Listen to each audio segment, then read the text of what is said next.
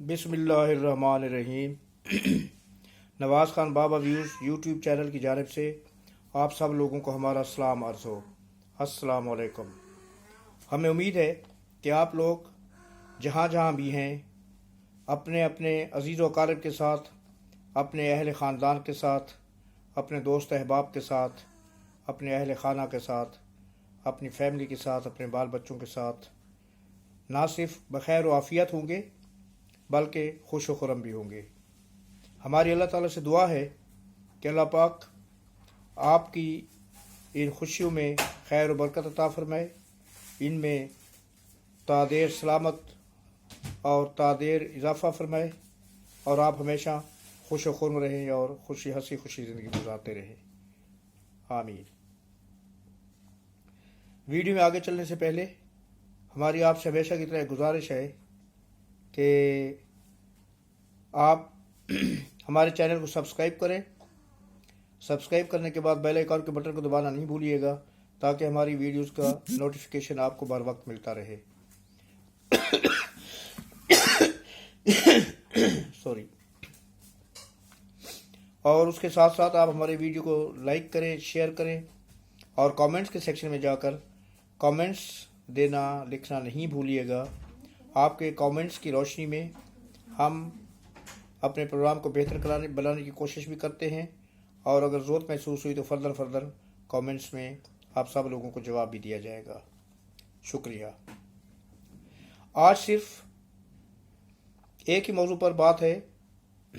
मेरी वीडियो का मौजू एक ही है और वो है इमरान खान शाह महमूद कुरैशी के ख़िलाफ़ जो केसेस की तहकीकात हो रही थी, स्पेशली सैफर केस, उसमें उनके चालान। आपको याद होगा कि इमरान साहब पर वैसे तो काफ़ी सारे मुकदमात हैं, लेकिन 3 मुकदमात का बहुत ज़्यादा चर्चा है। उनमें एक तो सानिया 9 मई का है जो फ़ौजी तनसीबात पर हमले किए गए, और एक जो है वो केस है सैफर का, और तीसरा केस जो है वो है तोशा खाना का। और तोशा खाना का जो नैब में चल रहा है उसकी बात हो रही है। एक केस में तो उनको सज़ा हुई थी जो कि सज़ा मुअत्तल है, वो ख़त्म नहीं हुई, वो सज़ा मुअत्तल है और उस पर उनकी ज़मानत भी हो चुकी है, लेकिन दूसरे केसों में जेल के अंदर ही हैं। तो वो जो सज़ा मुअत्तल है उसका ट्रायल दोबारा होगा, यानी कि ट्रायल उसका होगा और उसके बाद फिर दोबारा देखा जाएगा कि उनकी सज़ा ख़त्म की जाती है या वो बरकरार रहती है। तो जनाब, सबसे पहले मैं बात करूँगा सानिया 9 मई की। 9 मई को जो कुछ हुआ उसमें उस केस का मुकम्मल चालान जो है वो इंसदाद दहशतगर्दी की अदालत में पेश कर दिया गया, क्योंकि इमरान साहब पर मुकदमा इंसदाद दहशतगर्दी की अदालत में ही चलाया जा रहा है। तो वो चालान, मुकम्मल चालान उस पर पेश कर दिया गया है और उसमें इमरान साहब को जो है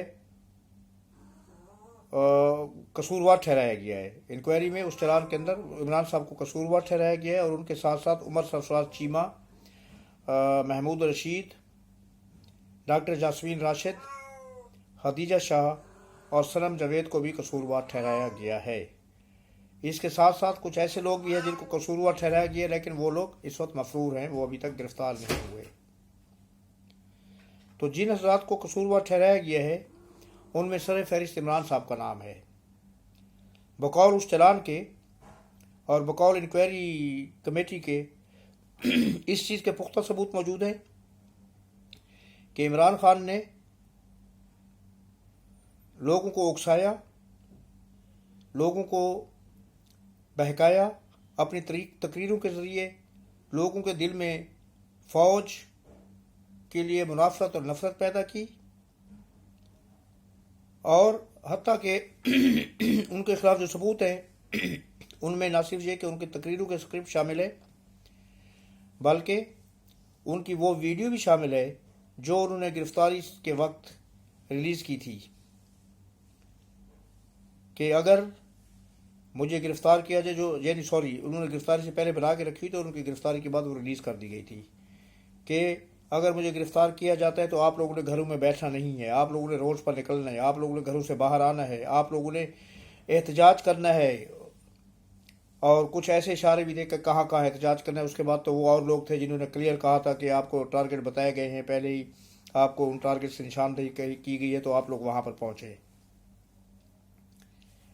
इसमें जो उमर सरफराज चीमा साहब हैं, साबिक गवर्नर पंजाब, और महमूद रशीद साहब खैर इतने हार्ड कोर उनको नहीं कहा जा सकता, लेकिन पता नहीं वो किस उसमें आके वो भी इस चक्कर में शामिल हो गए। उमर सरफराज चीमा को तो पता है, जब वो गवर्नर थे तो उन्होंने कई ऐसी गैर कानूनी गैर आइनी हरकतें की थी कि जो आइन से मुतसादिम थी, लेकिन वो गवर्नर के तौर पर उस वक्त जो है ना वो उनकी गर्दन में सरिया था, उनकी गर्दन अकड़ी हुई थी और वो किसी की बात नहीं सुनते थे। वो और सदारती महल में बैठा हुआ वो जो डेंटाने का कार्टून है सदर अलवी, वो दोनों उन्होंने ये समझा था कि शायद हमारी बाप की जागीर है, इसको जैसे मर्जी इस्तेमाल करें, जंगल का कानून है, जो हमने कह दिया वही कानून बन गया। साथ खदीजा शाह, डॉक्टर यास्मीन राशिद साहिबा को कम अज़ कम अपनी उम्र के ध्यान करना चाहिए था। वो एक बुजुर्ग खातून है, मैं उनको बहुत अच्छी और सूझी हुई खातून समझता था, लेकिन जो मैंने उनके वीडियोस देखे हैं उसमें मुझे तो अपनी उस पर शर्मिंदगी होने लगी कि मैं उनको कैसा समझता था और वो कैसी निकली हैं। कि जो शख्स अपने लीडर की मोहब्बत में मुल्क व कौम और मुल्क की फ़ौज के ख़िलाफ़ चला जाए, मैं तो कहता हूँ कि उसको उस धरती पर रहने के कोई हक नहीं है। इसी तरह खदीजा शाह है, वो एक हमारे साबिक आर्मी चीफ मरहूम की नवासी और एक साबिक वज़ीर की बेटी हैं, लेकिन उन्होंने भी हद मुका दी। उनको मेरे ख्याल में ये चमक सामने लेके, ख़ुद भी माशाल्लाह खाते पीते घराने से हैं, लेकिन आपको पता है कि पैसे की हवस ऐसी होती है कि जिस पर किसी किस्म की कदर नहीं लगाई जा सकती, जिसकी कोई इंतहा नहीं है, जिसका कोई एंड नहीं है, जिसके कोई वो जो ना ख़िताम नहीं है। आपको याद होगा कि जहाँ पर प्रिंस चार्ल्स और उनकी मिसेज आई थी पाकिस्तान के दौरे पर, तो उस वक्त उनके बुटीक के बनाए, आपको पता है कि इनका एक बुटीक है, बहुत ही महंगा बुटीक है, उनके बुटीक के बनाए हुए कपड़े उनकी शहजादी को पहनाए गए थे और उसमें इन्होंने करोड़ों रुपए कमाए हैं। तो फिर ज़ाहिर है कि उसको इंट्रोड्यूस कराने वाले पीटीआई थी, इमरान साहब थे, तो फिर वो कैसे पीछे रह सकती थी। उन्होंने तो सब कुछ अपना कुर्बान करना था, हर जायज़ चीज़ उन्होंने कुर्बान करनी ही थी, जायज़ तरीका इस्तेमाल करना ही था, और अब वो भुगत रही हैं। सरम जवेद साहब के वालिद पाकिस्तान पीपल्स पार्टी के एक बहुत ही अहम रुकन हैं, और उन्होंने उनकी गिरफ्तारी के वक्त ही कहा था कि वो हमारे काबू में नहीं है, और वो कई माह से घर पर नहीं आई। उनका ओढ़ना बिछड़ना, उठना बैठना, सोना, सब कुछ ज़मान पार्क में था, और ज़मान पार्क में जो कुछ कारनामे सर अंजाम होते रहे वो हर एक को पता है। जब खैमे उखाड़े गए तो वहाँ से क्या क्या चीज़ें बरामद हुई, हमारी ज़बान उन चीज़ों को बयान करने की इजाज़त नहीं देती। अगर किसी को वो हो मज़ीद तफसीलात तो वो मेरे इनबॉक्स में आके मुझसे मालूमात ले सकते हैं।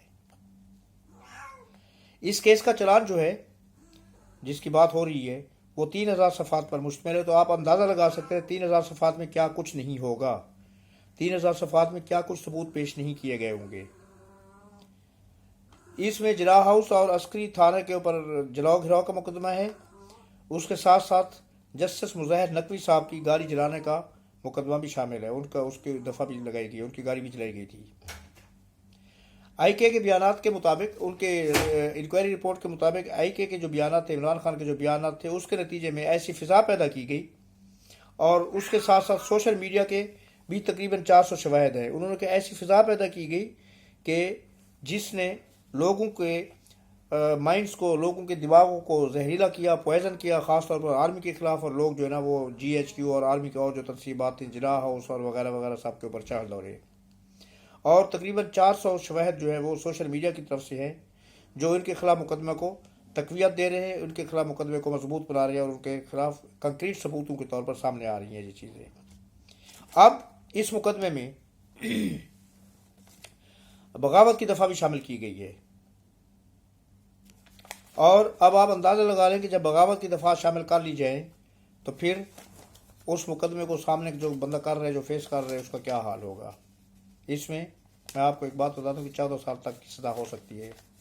हाकम बदहन, मैं ये नहीं कहता कि इमरान को 14 साल की सज़ा मिले, मैं किसी भी सियासी कारकुन की सज़ा के खिलाफ हूँ, लेकिन अगर वो सियासी कारकुन या सियासी लीडर जिसकी कौम तकरीर करती हो, जिसकी कौम की मेजॉरिटी उनकी पैरवी करती हो, जिस कौम ने उनको अपना हीरो का या देवता का दर्जा दिया हुआ हो, अगर वो इस तरह के खराफात में पड़ जाए, वो मुल्क दुश्मनी पर उतरे, वो मुल्क की सिक्योरिटी के इदारों के खिलाफ इस तरह की हरकतें करे, तो फिर मेरे ख्याल में उसको जो भी सजा दी जाए वो कम है। उसके बाद इनके ऊपर दूसरा मुकदमा है जिसमें इनको बहुत ज़्यादा परेशानी का सामना करना पड़ रहा है, वो है सैफर का। सैफर की कहानी आपने सुनी होगी।